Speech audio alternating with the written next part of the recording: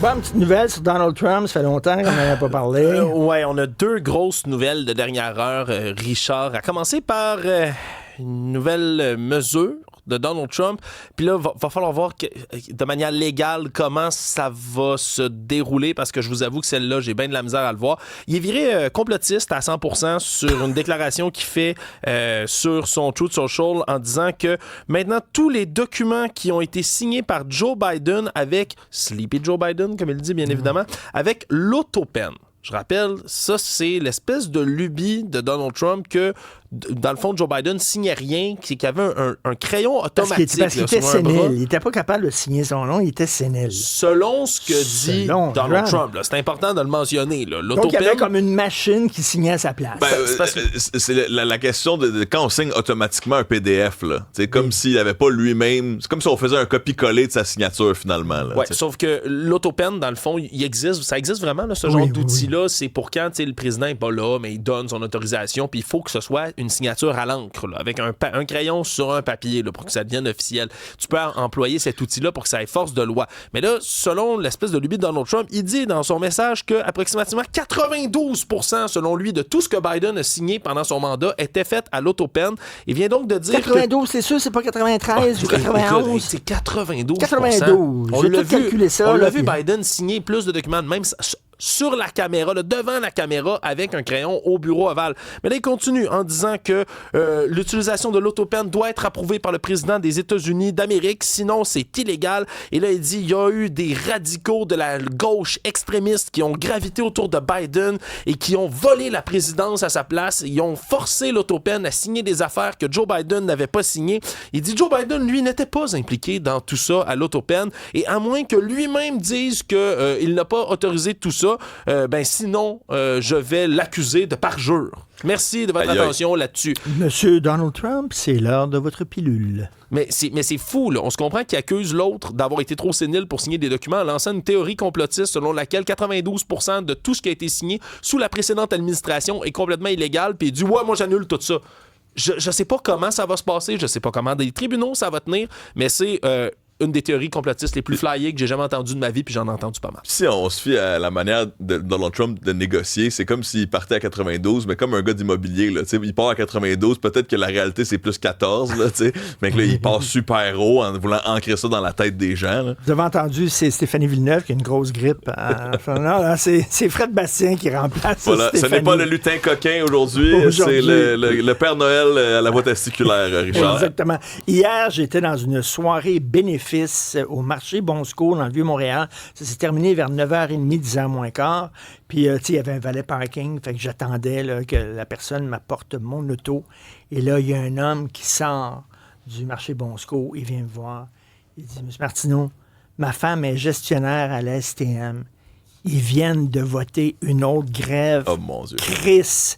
Il dit, ma femme va être pognée pour me torcher les toilettes.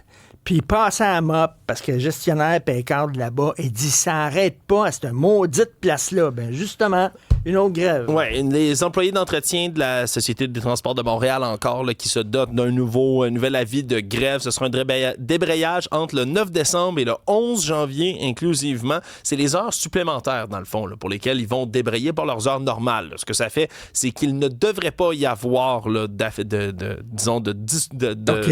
problème là, avec les services de bus, avec les services de métro. Là, les horaires vont pouvoir suivre comme d'habitude.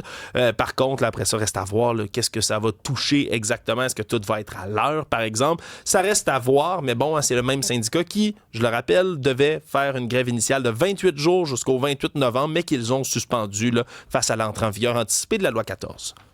Et tu veux nous parler de 6000 Airbus 320 qui sont cloués d'urgence au sol. 6000? C'est une autre nouvelle majeure qui vient tout juste de tomber. C'est Airbus eux-mêmes là, qui ont ordonné l'arrêt immédiat des vols d'au-dessus de 6000 appareils Airbus 320 parce qu'ils ont détecté une faille critique dans un logiciel qui devient vulnérable aux radiations solaires. Je ne sais pas si vous vous souvenez à l'émission, j'ai expliqué que selon les astronomes, mais en ce moment, on fait face dans les prochaines semaines, dans le prochain mois, à une tempête solaire, une activité solaire particulièrement intense. Ce qui fait en sorte qu'il y a beaucoup de radiations qui sont expulsées vers la Terre. C'est le fun, parce que ça peut donner des aurores boréales, mais ça peut venir aussi dérégler des systèmes électriques, électroniques. Les portes de garage, là, des fois ça arrive. Là. Exact, des GPS aussi qui peuvent être déréglés avec tout ça, mais ça viendrait affecter, semble-t-il, ce logiciel de commande. Et il y a eu un événement qui est survenu vers la fin octobre, un appareil de la compagnie JetBlue qui s'est mis à piquer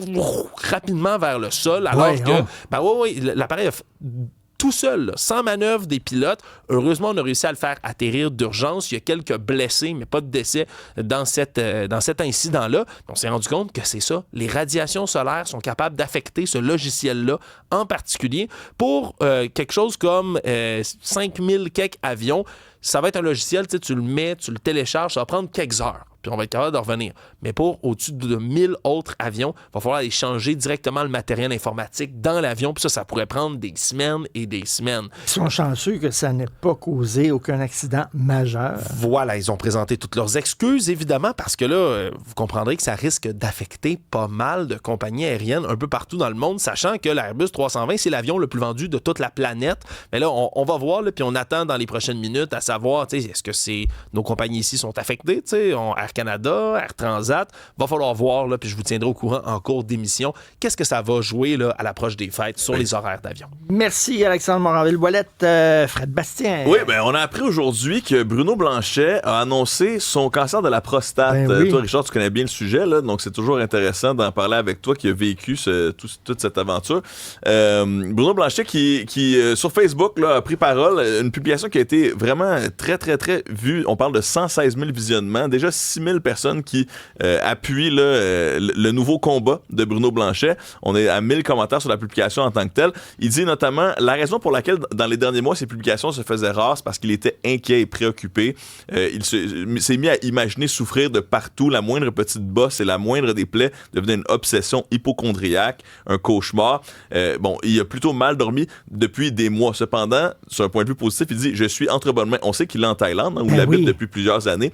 Il dit « Je suis entre bonnes mains et je vais guérir. Il y a ici d'excellents médecins et j'arrive à m'en sortir malgré que les soins hospitaliers soient un peu plus compliqués pour un étranger et sans aucun doute un peu plus cher qu'à la maison quand on a la carte soleil. » C'est ce que l'auteur et comédien là, disait sur la publication. Mais je comprends pas pourquoi il n'est pas revenu ici pour se faire soigner ici. C'est une bonne question, mais lui dit, selon le docteur, je vais être sur pied, guéri et full shape pour pouvoir revenir courir avec vous au Québec l'été prochain. C'est le plan. Donc, il planifie revenir au Québec. Là. Lui qui est déjà à 61 ans, on n'a pas l'impression que le temps passe aussi vite quand on pense à Bruno Blanchet. Je l'ai écrit tantôt, écrit ce matin, là, puis j'ai souhaité bonne chance, bien sûr. Là. Je sais pas comment il a appris qu'il avait le cancer de la prostate, mais hier, justement, la soirée bénéfice, c'était Procure, là, l'organisme qui amasse des fonds pour lutter contre le cancer de la prostate, puis ils ont annoncé qu'ils avaient brisé leur record de dons amassés. 1 475 000 $ qu'ils ont amassé. C'était génial. Tout le monde était super content. Vraiment, merci à tous les donateurs. Vous êtes fantastiques.